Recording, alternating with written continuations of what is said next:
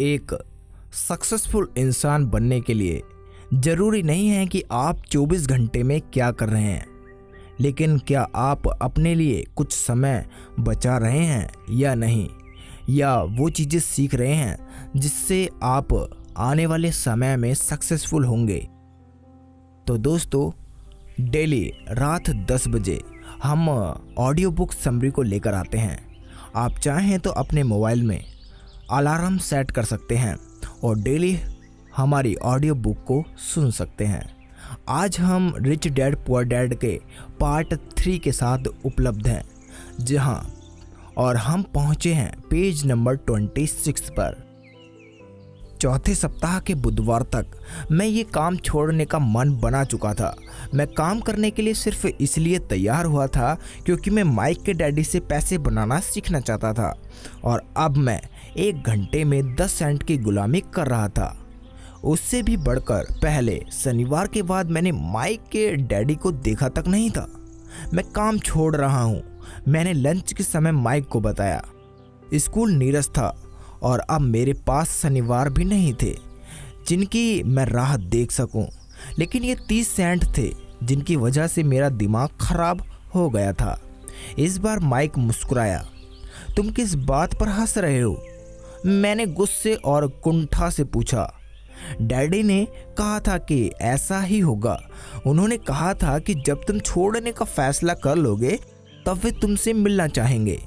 क्या मैंने आवेश में कहा? वे इंतजार कर रहे थे कि मैं इससे उगता जाऊं।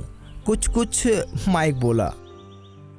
डैडी अलग तरह के हैं, वे तुम्हारे डैडी की तरह नहीं सिखाते।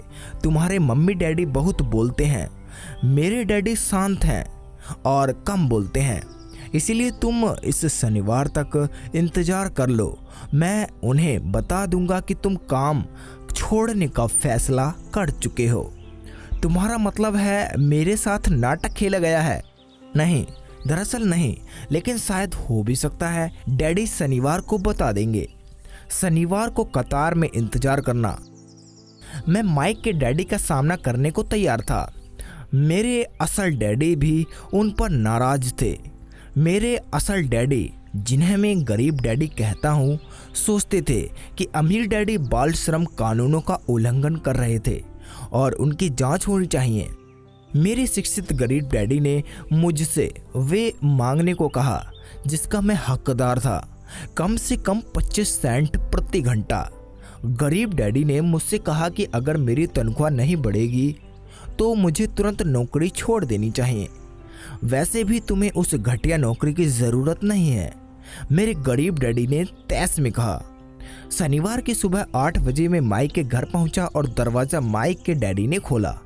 बैठ जाओ और कतार में इंतज़ार करो, उन्होंने मेरे दाखिल होते समय कहा। फिर वे मुड़े और बेडरूम के पास बने अपने छोटे ऑफिस में गायब हो गए। मैंने कमरे में चारों ओर देखा, मगर मुझे माइक नहीं दिखा।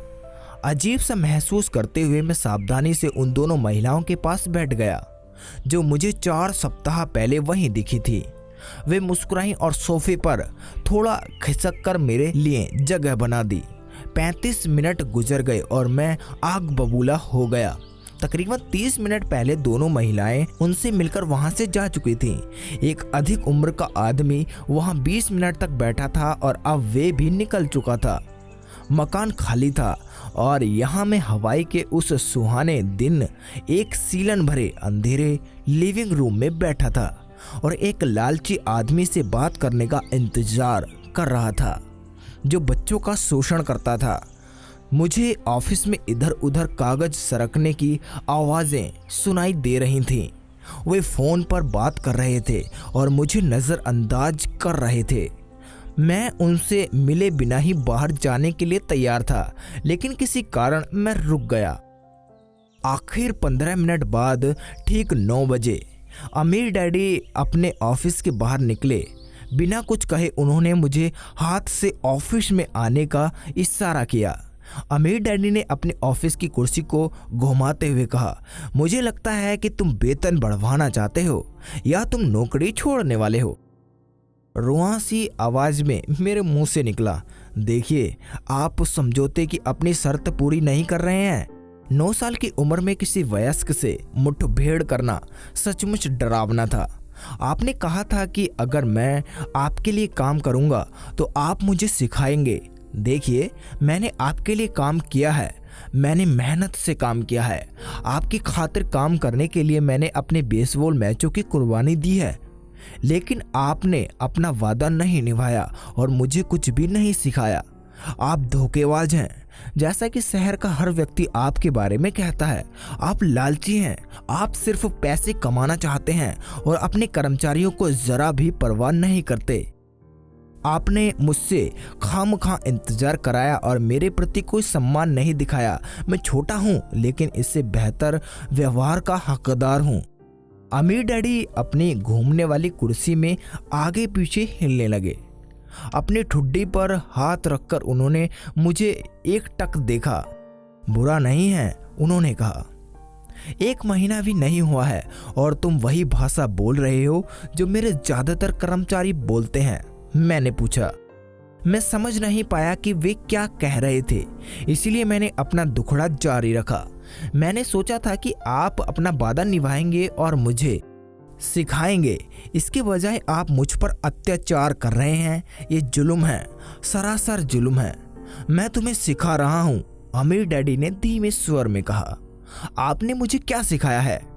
कुछ भी नहीं, मैंने गुस्से से कहा। जब मैं चंद सिक्कों के बदले काम करने के लिए तैयार हो गया, उसके बाद से आपने मुझसे बात तक नहीं की। 1 घंटे के बदले 10 सेंट। हाँ, मुझे तो सरकार से आपकी शिकायत करनी चाहिए। आप जानते हैं हमारे देश में बाल श्रम कानून है, आप तो जानते ही हैं, लेकिन डैडी सरकार के लिए काम करते हैं। शाबाश, अमीर डैडी ने कहा। अब तुम उन अधिकतर कर्मचारियों की भाषा बोल रहे हो जो मेरे लिए काम करते थे। ऐसे कर्मचारी जिन्हें मैंने नौकरी से निकाल दिया, जिन्होंने खुद नौकरी छोड़ दी। तो इस बारे में आपको क्या कहना है? मैंने पूछा और मुझे एहसास था कि कम उम्र के बावजूद मैं काफी बहादुरी दिखा रहा था। आपने मुझसे झूठ बोला, मैंने आपकी खातिर काम किया और आपने अपना वादा पूरा नहीं किया। आपने मुझे कुछ भी नहीं सिखाया। कौन कहता है कि मैंने तुम्हें नहीं सिखाया? अमीर डैडी ने शांति से पूछा। देखिए, इस दौरान आपने कभी मुझसे बात तक नहीं की। मैंने 3 सप्ताह तक काम किया और आपने मुझे कुछ नहीं सिखाया। मैंने मुंह बनाकर कहा। क्या सिखाने का मतलब बोलना या व्याख्यान देना ही है? अमीर डैडी ने पूछा। और क्या, मैंने जवाब दिया। इस तरह वे तुम्हें स्कूल में सिखाते हैं, उन्होंने मुस्कुराते हुए कहा। लेकिन जीवन तुम्हें इस तरह से नहीं सिखाता और मेरा मानना है कि जीवन सबसे अच्छा शिक्षक है। अधिकतर समय जीवन आपसे बात नहीं करता, ये आपको एक तरह से धक्का देता है। हर धक्के के साथ मानो जीवन कहता है, जाग जाओ, कोई चीज है जो तुम्हें सिखाना चाहती है। ये आदमी कैसी बेसिर पैर वाली बातें कर रहा है, मैंने मन ही मन में सोचा। जीवन मुझे धक्का दे रहा है, यानी वे मुझसे बात कर रहा है। अब मैं जान गया था कि मुझे अपनी नौकरी हर हालत में छोड़ देनी चाहिए। मैं एक ऐसे आदमी से बात कर रहा था जिसे हवालात में बंद करने की जरूरत थी। अगर तुम जीवन के सबक सीखते हो तो इससे तुम्हें क्या फायदा होगा? अगर नहीं सीखोगे तो जीवन तुम्हें बस चारों तरफ धक्के देता रहेगा। लोग चीजें करते हैं, कुछ लोग जीवन के धक्के खाते रहते हैं, दूसरे नाराज होते हैं और पलटकर धक्का देते हैं। लेकिन वे अपने बॉस या अपनी नौकरी या अपने पति या पत्नी के खिलाफ अपना गुस्सा निकालते हैं। वे नहीं जानते हैं कि ये जीवन है और उन्हें धक्के दे रहा है। मुझे पता नहीं था कि वे किस बारे में बोल रहे थे। जीवन हम सभी को धक्के मारता है। कुछ लोग हार मान लेते हैं और बाकी जूझते हैं। कुछ लोग सबक सीख लेते हैं और आगे बढ़ जाते हैं। वे जीवन के धक्कों का स्वागत करते हैं। इन गिने चुने लोगों के लिए इसका मतलब ये होता है कि उन्हें कुछ सीखने की ज़रूरत है और उन्हें कुछ सीख लेना चाहिए। वे सीख लेते हैं और आगे बढ़ जाते हैं। ज़्यादातर लोग छोड़ देते हैं और कुछ लोग तुम्हारी तरह लड़ते भी हैं। अमीर डैडी खड़े हो गए और उन्होंने लकड़ी की पुरानी जर्जर खिड़की को बंद किया जिसे मरम्मत की ज़रूरत थी। अगर तुम ये सबक सीख लेते हो तो तुम बड़े होकर बुद्धिमान, दौलतमंद और सुखी युवक बनोगे। अगर तुम नहीं सीखते हो तो तुम जिंदगी भर अपनी समस्याओं के लिए अपनी नौकरी, कम तनख्वाह या बॉस को दोष देते रहोगे। तुम जीवन भर उस बड़े मौके की उम्मीद करते रहोगे जो आकर तुम्हारी तमाम आर्थिक समस्याओं को हल कर दे। अमीर डैडी ने ये देखने के लिए मेरी तरफ देखा कि क्या मैं उनकी बात सुन रहा था। उनकी आंखें मेरी नज़रों से मिली। हम एक दूसरे को एकटक देखते रहे और अपनी आंखों से संवाद करते रहे। आखिर जब मैं उनके संदेश का मतलब समझ गया तो मैंने अपनी नज़रें फेर लीं। मैं जान गया कि उनकी बात सही थी। मैं उन्हें दोष दे रहा था, जबकि सीखने का आग्रह मैंने खुद किया था। मैं जूझ रहा था। अमीर डैडी ने आगे कहा, अगर तुम इस तरह के इंसान हो जिसमें जरा भी हिम्मत नहीं है तो जीवन के हर थपेड़े, हर धक्के के सामने तुम हार मान लोगे। अगर तुम इस तरह के इंसान हो तो तुम जिंदगी भर सुरक्षित तरीके से खेलते रहोगे, सही चीज़ें करोगे और किसी ऐसे वक्त का इंतज़ार करोगे जो कभी आएगा ही नहीं। फिर तुम एक नीरस बूढ़े आदमी की तरह मर जाओगे।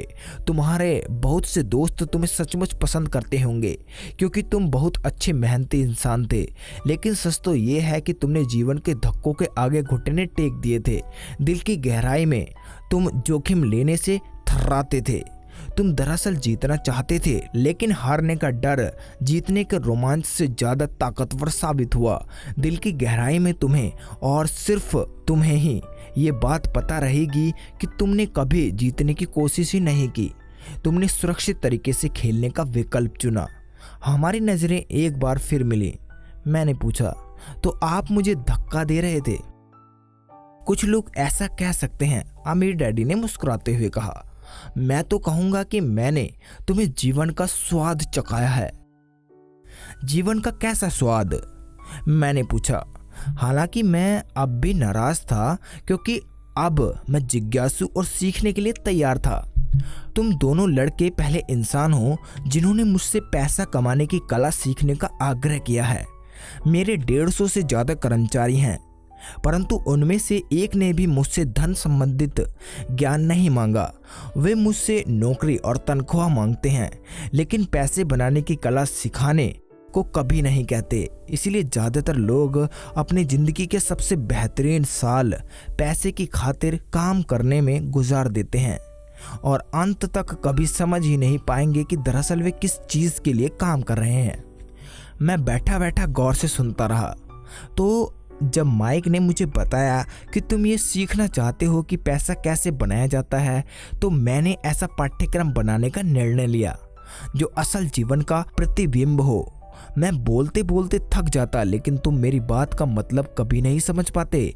इसलिए मैंने ये निर्णय लिया कि तुम्हें जीवन के थपेड़ों का स्वाद चखाऊं ताकि तुम मेरी बात सुनो और समझ सको। इसलिए मैंने तुम्हें 1 घंटे के लिए सिर्फ 10 सेंट दिए।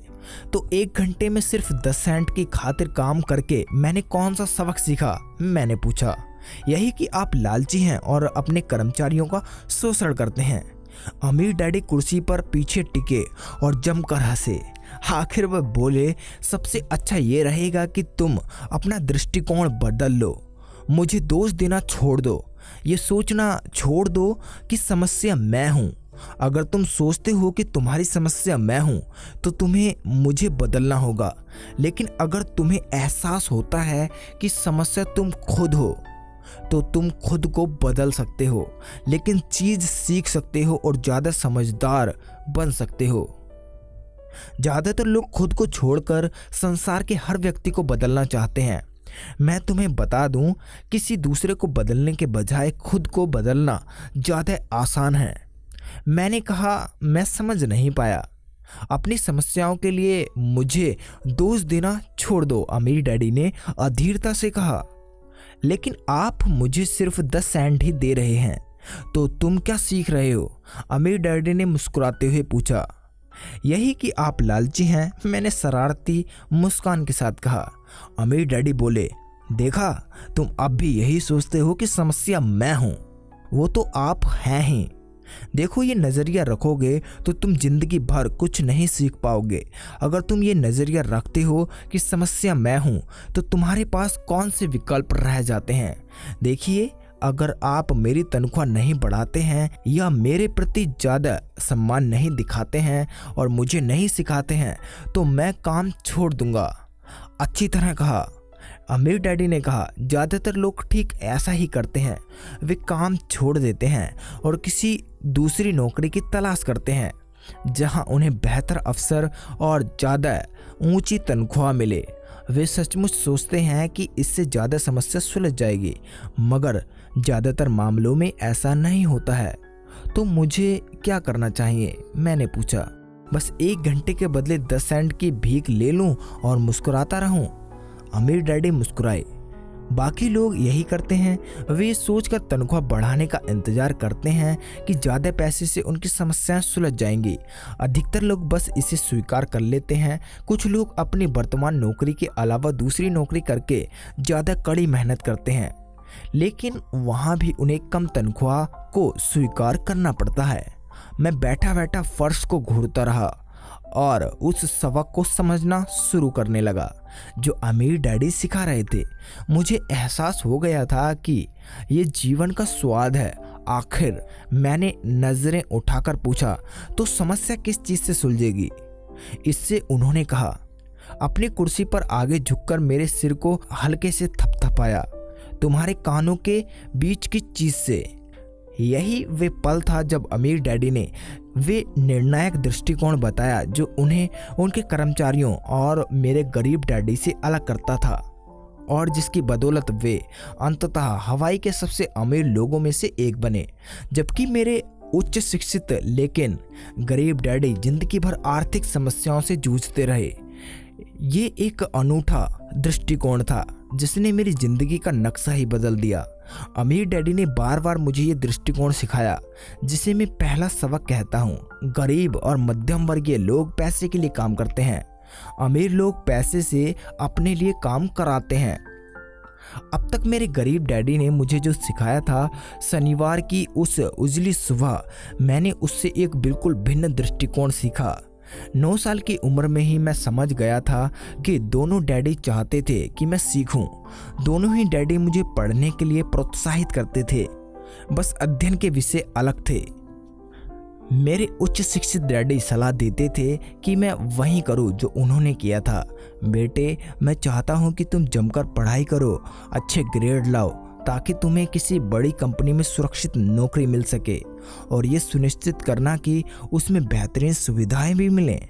मेरे अमीर डैडी चाहते थे कि मैं ये सीखूं कि पैसा कैसे काम करता है, ताकि मैं इससे अपने लिए काम करा सकूं। ये सबक मैं किसी क्लासरूम के कारण नहीं, बल्कि उनके मार्गदर्शन के कारण जीवन भर सीखने वाला था। मेरे अमीर डैडी ने अपने पहले सबक को जारी रखते हुए कहा, मुझे खुशी है कि तुम 10 सेंट प्रति घंटे पर काम करने पर नाराज हुए।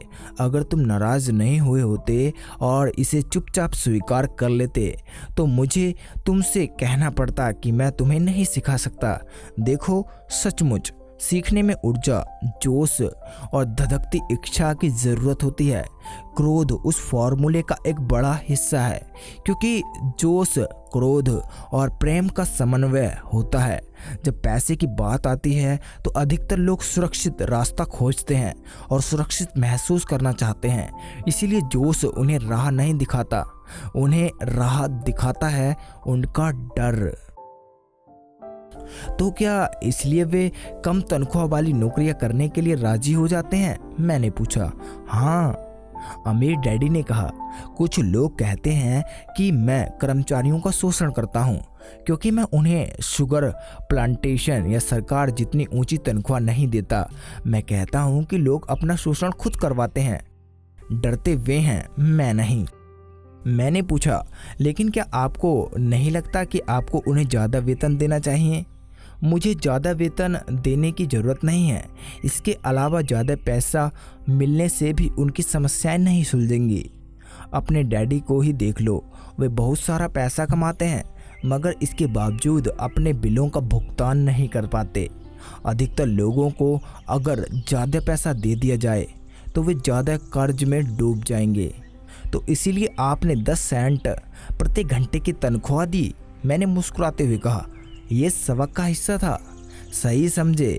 अमीर डैडी मुस्कुराए। देखो, तुम्हारे डैडी स्कूल गए और उन्होंने उत्कृष्ट शिक्षा इसलिए हासिल की ताकि उन्हें ऊंची तनख्वाह वाली नौकरी मिल सके, लेकिन उनके पास अब भी पैसे संबंधी समस्याएं हैं। लेकिन क्योंकि उन्होंने स्कूल में पैसे के बारे में कभी कुछ नहीं सीखा, इससे बढ़कर वे पैसे के लिए काम करने में यकीन करते हैं। और आप नहीं करते? मैंने पूछा। नहीं, सचमुच नहीं, अमीर डैडी ने कहा। अगर तुम पैसे के लिए काम करना सीखना चाहते हो तो स्कूल में सीखो। ऐसा करना सीखने के लिए उससे बढ़िया कोई जगह नहीं है। लेकिन अगर तुम ये सीखना चाहते हो कि पैसे से अपने लिए काम कैसे कराया जाए, तो ये तुम्हें मैं सिखाऊंगा, परंतु तभी जब तुम सीखना चाहो। क्या हर कोई इसे नहीं सीखना चाहता? मैंने पूछा। नहीं, अमीर डैडी ने कहा, सिर्फ इसलिए क्योंकि पैसे के लिए काम करना सीखना ज़्यादा आसान होता है, खासतौर पर अगर धन संबंधी मामलों में डर तुम्हारा मूल भाव हो। मैं समझ नहीं पाया। मैंने त्योरी चढ़ाकर कहा, हाल फिलहाल उसकी चिंता मत करो, बस इतना जान लो कि ये डर होता है जिसकी वजह से ज़्यादातर लोग नौकरी करते रहते हैं।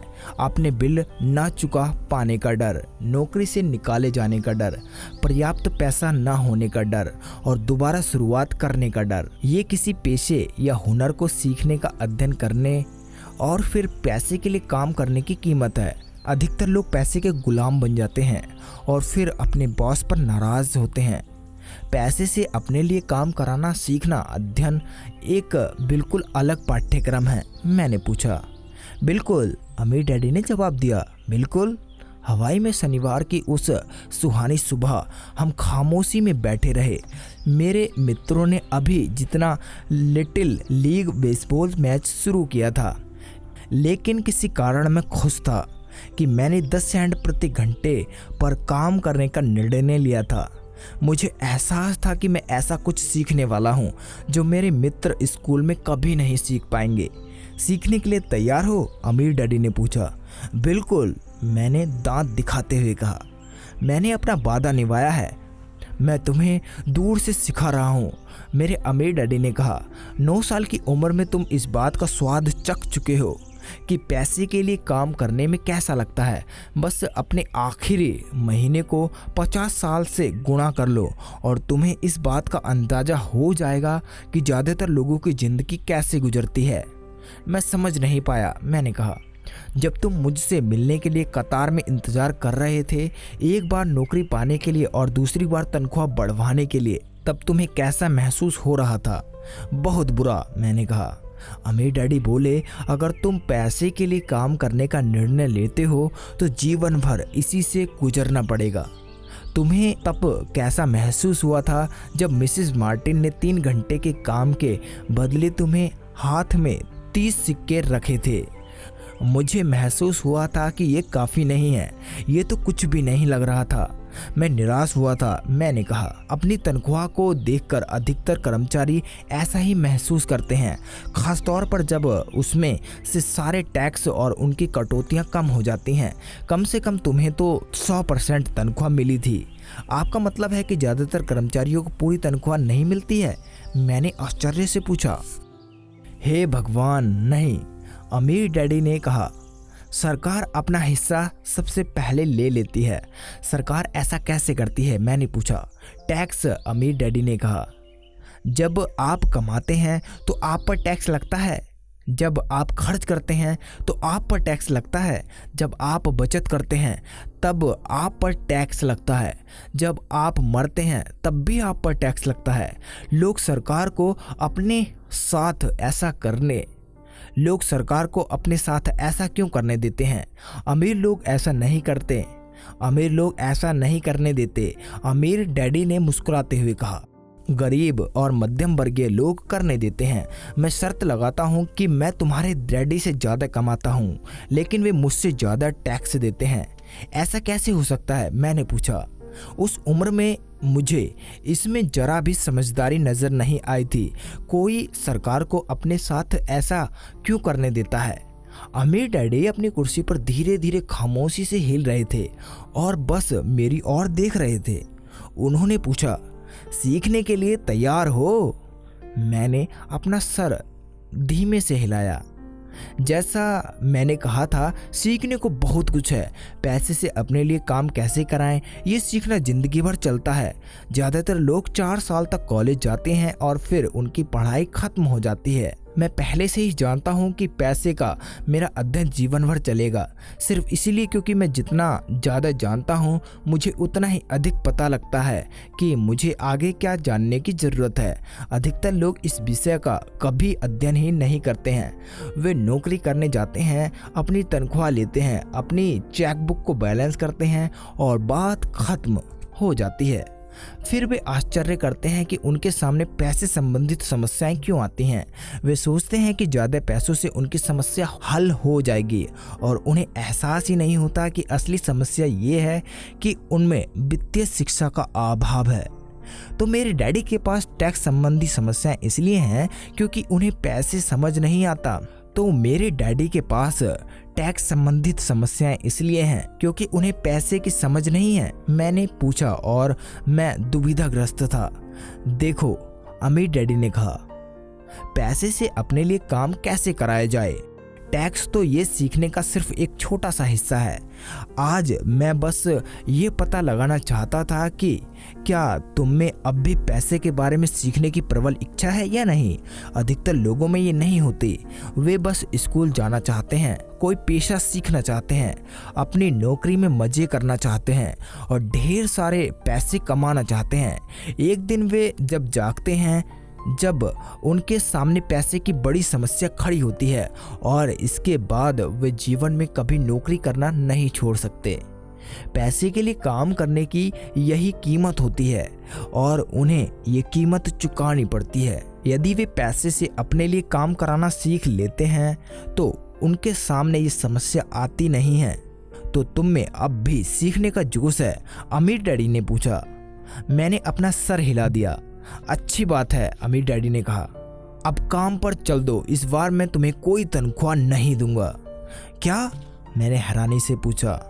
तुमने मेरी बात सुन ली? तनख्वाह बंद। तुम हर शनिवार को 3 घंटे उसी तरह काम करोगे, लेकिन इस बार तुम्हें 10 सेंट प्रति घंटे की तनख्वाह नहीं मिलेगी। तुमने कहा था कि तुम पैसे के लिए काम ना करना सीखना चाहते हो, इसीलिए मैं तुम्हें कोई तनख्वाह नहीं दे रहा हूँ। मैं जो सुन रहा था उस पर यकीन नहीं कर पाया। मैंने माइक से बातचीत कर ली और उसने मुफ्त में काम शुरू कर दिया।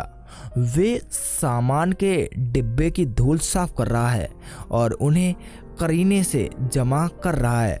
बेहतर होगा कि तुम भी जल्दी से जल्दी वहां पहुंचकर काम शुरू कर दो।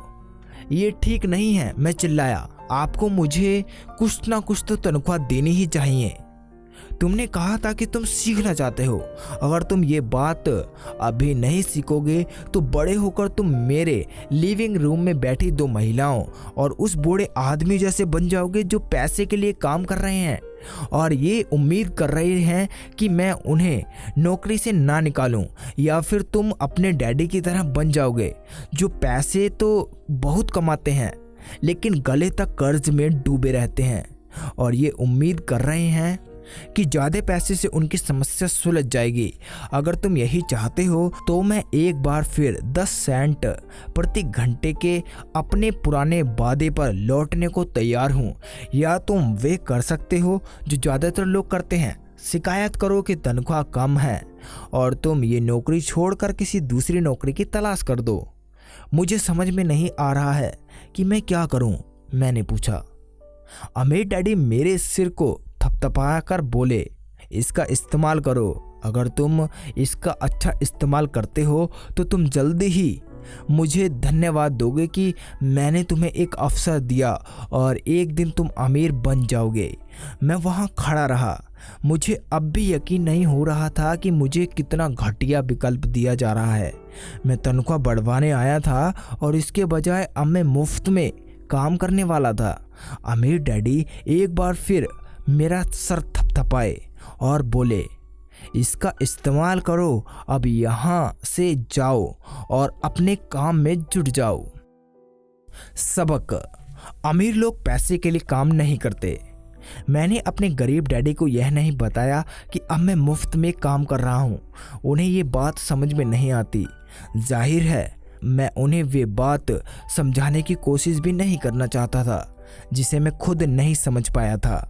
अगले 3 सप्ताह तक माइक और मैं हर शनिवार मुफ्त में 3 घंटे काम करते रहे। काम से मुझे दिक्कत नहीं थी और वक्त गुजरने के साथ दिनचर्या ज़्यादा आसान हो गई, लेकिन मुझे बेसबॉल मैच चूकने का मलाल था और कॉमिक बुक ना खरीद पाने का अफसोस था। तीसरे सप्ताह की दोपहर को अमीर डैडी वहाँ आए। हमने उनके ट्रक के पार्किंग में रुकने और इंजन बंद होने की आवाज़ सुनी। वे स्टोर में दाखिल हुए और मिसेस मार्टिन को गले लगाकर उनका अभिवादन किया। स्टोर के हालचाल पता करने के बाद वे आइसक्रीम फ्रीजर के पास गए। उनमें से 2 आइसक्रीम निकाली, उनकी कीमत चुकाई और माइक तथा मुझे इशारा किया, आओ घूमने चलते हैं बच्चों।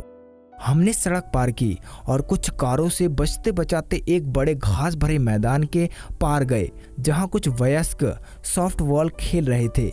वहां की इकलौती पिकनिक टेबल पर बैठकर उन्होंने माइक और मुझे आइसक्रीम थमा दी। कैसा चल रहा है बच्चों? ठीक है, माइक ने कहा। मैंने सहमति से सिर हिलाया। अमीर डैडी ने पूछा, अब तक कुछ नहीं सीखा? माइक और मैंने एक दूसरे की तरफ देखा, अपने कंधे उचकाए और अपने सिर एक साथ हिला दिए। जीवन के एक बहुत बड़े जाल से बचना। देखो, अच्छा यही रहेगा कि तुम लोग सोचना शुरू कर दो। तुम जीवन के एक बहुत बड़े सबक के सामने खड़े हो। अगर तुम इसे सीख लेते हो तो तुम भारी स्वतंत्रता और सुरक्षित जीवन का आनंद लोगे। अगर तुम इसे नहीं सीखते हो तो तुम मिसेस मार्टिन और इस पार्क में सॉफ्टबॉल खेलने वाले अधिकतर लोगों जैसे बन जाओगे। वे बहुत कम पैसे के लिए बहुत कड़ी मेहनत करते हैं, नौकरी की सुरक्षा के भ्रम को जकड़े रहते हैं, हर साल 3 सप्ताह की वेकेशन की राह देखते हैं और शायद 45 साल की नौकरी के बाद छुटपुट पेंशन के सपने देखते रहते हैं। अगर ऐसा जीवन जीने से तुम रोमांचित हो जाते हो तो मैं तुम्हारी तनख्वाह बढ़ाकर 25 सेंट प्रति घंटा कर दूंगा। लेकिन ये अच्छे मेहनती लोग हैं, क्या आप उनका मजाक उड़ा रहे हैं? मैंने पूछा। अमीर डैडी के चेहरे पर मुस्कान आ गई। मिसेस मार्टिन मेरे लिए माँ जैसी हैं। मैं कभी इतना कठोर नहीं हो सकता कि उनका मजाक उड़ाऊं। मेरी बात कठोर इसलिए लगती है क्योंकि मैं तुम दोनों को कोई बात सिखाने की सबसे अच्छी कोशिश कर रहा हूँ। मैं तुम्हारे दृष्टिकोण को बड़ा बनाना चाहता हूँ ताकि तुम ये चीज़ देख सको जिसे अधिकतर लोग इसलिए नहीं देख पाते क्योंकि उनकी दृष्टि बहुत ज़्यादा संकुचित होती है। अधिकतर लोग उस जाल को नहीं देख पाते जिसमें वे फंसे हैं। माइक और मैं वहाँ बैठे रहे। हम उनके संदेश को पूरी तरह समझ पाए थे। उनकी बात कठोर लग रही थी, लेकिन हमें एहसास था कि वे हमें कोई सबक सिखाने की कोशिश कर रहे हैं। अमीर डैडी ने मुस्कुराते हुए कहा, क्या 25 सेंट प्रति घंटे का प्रस्ताव अच्छा नहीं लगा? क्या इससे तुम्हारे दिल की धड़कन तेज नहीं हुई? मैंने अपना सिर इनकार में हिलाया।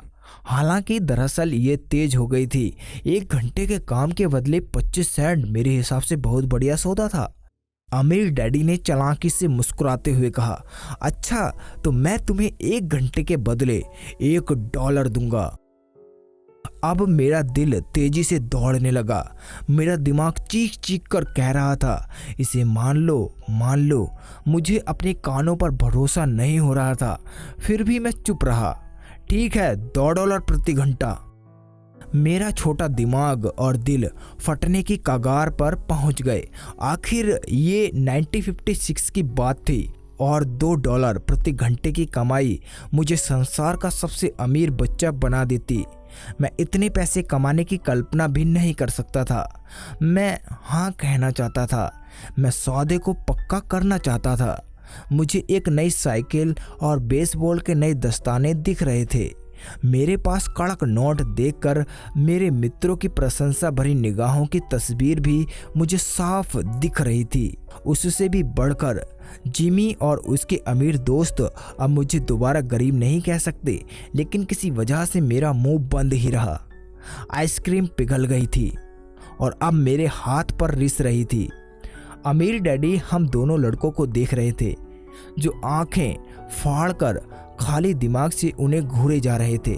वे हमारा इम्तिहान ले रहे थे और वे जानते थे कि हमारे दिल का एक कोना उस सौदे को करने के लिए लालायित था। वे ये बात समझते थे कि हर इंसान के दिल का एक हिस्सा कमज़ोर और ज़रूरतमंद होता है जिसे खरीदा जा सकता है। वे ये भी जानते थे कि हर इंसान के दिल का एक हिस्सा ऐसा भी होता है जो मजबूत होता है और जिसे कभी खरीदा नहीं जा सकता। असल सवाल तो ये था कि कौन सा हिस्सा ज़्यादा शक्तिशाली है। ठीक है, $5 प्रति घंटा। अचानक मैं शांत हो गया। कोई चीज़ बदल गई थी। ये प्रस्ताव इतना बड़ा था कि मूर्खतापूर्ण लग रहा था। 1956 में गिने चुने वयस्क लोग ही इससे ज़्यादा कमा पाते थे, इसलिए मेरा प्रलोभन तुरंत गायब हो गया और शांति छा गई। धीरे धीरे मैंने बाईं तरफ मुड़कर माइक को देखा। उसने भी मेरी ओर देखा। मेरे दिल का जो हिस्सा कमज़ोर और ज़रूरतमंद था वे अब खामोश हो चुका था। किसी कीमत पर ना बिकने वाला मेरा हिस्सा नियंत्रण में आ चुका था। मैं जानता था कि माइक भी उसी बिंदु पर पहुंच गया होगा। अच्छी बात है, अमीर डैडी ने धीरे से कहा। अधिकतर लोगों की एक कीमत होती है और उनकी कीमत इसलिए होती है क्योंकि हम सभी में दो भावनाएं होती हैं, डर और लोभ। पहली बात, पैसे ना होने का डर हमें कड़ी मेहनत करने के लिए प्रेरित करता है। इसके बाद जब हमें तनख्वाह मिलती है तो लोभ या इच्छा, सारी अद्भुत चीज़ें हमारे दिमाग में आ जाती हैं जो उस पैसे से खरीदी जा सकती हैं। इस तरह हमारी ज़िंदगी का सिलसिला तय हो जाता है। कैसा सिलसिला? सुबह जागने, नौकरी पर जाने, बिल चुकाने, सुबह उठने, नौकरी पर जाने, बिल चुकाने का सिलसिला। लोगों की ज़िंदगी पर हमेशा यही दो भावनाएं हावी रहती हैं, डर और लोभ। उन्हें ज़्यादा पैसे देंगे तो वे इसी सिलसिले पर चलकर अपने खर्च बढ़ा लेंगे। इसी सिलसिले को मैं चूहा दौड़ कहूँगा। क्या कोई दूसरा रास्ता है? माइक ने पूछा। हाँ, अमीर डैडी ने धीरे से कहा, लेकिन बहुत कम लोग ही इसे खोज पाते हैं। माइक ने पूछा, और वे रास्ता क्या है? मुझे उम्मीद है कि मेरे साथ काम करते हुए और सीखते हुए तुम लोग उसी रास्ते को खोज लोगे, इसलिए मैंने तुम्हें तनख्वाह देना बंद कर दिया है। इस बारे में कोई संकेत तो दें, माइक ने पूछा। हम कड़ी मेहनत करते करते थक चुके हैं, खास तौर पर मुफ्त में। अमीर डैडी ने कहा, देखो, पहला कदम है सच बोलना। हम झूठ नहीं बोल रहे हैं। मैंने कहा, मैंने कब कहा कि तुम झूठ बोल रहे हो? मैंने तो ये कहा था कि सच बोलो। अमीर डैडी ने पलट कर कहा। मैंने पूछा, किस बारे में सच बोलें? इस बारे में कि तुम कैसा महसूस कर रहे हो। अमीर डैडी ने कहा, तुम्हें ये किसी दूसरे से कहने की ज़रूरत नहीं है, बस अपने सामने स्वीकार करो। मैंने पूछा, आपका मतलब है कि इस पार्क में खेल रहे लोग, आपकी खातिर काम करने वाले लोग, मिसेस मार्टिन, ये सारे लोग ऐसा नहीं करते? मुझे तो यही लगता है, अमीर डैडी ने कहा। इसके बजाय इन लोगों को हमेशा पैसा ना होने का डर सताता रहता है। वे तार्किक रूप से इसका मुकाबला नहीं करते। अपने दिमाग का इस्तेमाल करने के बजाय वे भावनात्मक प्रतिक्रिया करते रहते हैं। अमीर डैडी ने कहा, फिर उनके हाथ में कुछ पैसे आ जाते हैं और एक बार फिर खुशी, इच्छा तथा लोभ की भावनाएं हावी हो जाती हैं और एक बार फिर वे दिमाग से सोचने के बजाय दिल से प्रतिक्रिया करते हैं। यानी उनकी भावनाएं उनके दिमाग को नियंत्रित करती हैं, अमीर डैडी ने कहा। सही कहा, अमीर डैडी बोले। वे इस बारे में सच्चाई स्वीकार नहीं करते हैं। कि उन्हें कैसा महसूस होता है। इसके बजाय वे अपनी भावनाओं के हिसाब से प्रतिक्रिया करते हैं और दिमाग से सोचने का कष्ट नहीं उठाते। डर की वजह से वे नौकरी करने जाते हैं और उम्मीद करते हैं कि पैसा उनके डर को दूर कर देगा, लेकिन ऐसा नहीं होता है। ये डर उन्हें सताता रहता है, इसीलिए वे दोबारा नौकरी करने जाते हैं। एक बार फिर उम्मीद करते हैं कि पैसा उनके डर को दूर कर देगा, लेकिन एक बार फिर ये ऐसा नहीं करता। डर की वजह से ही वे काम करने पैसा कमाने के जाल में फंसे रहते हैं और ये उम्मीद करते रहते हैं कि डर दूर चला जाएगा। लेकिन हर दिन वे उठते हैं तो वही पुराना डर भी उनके साथ उठता है।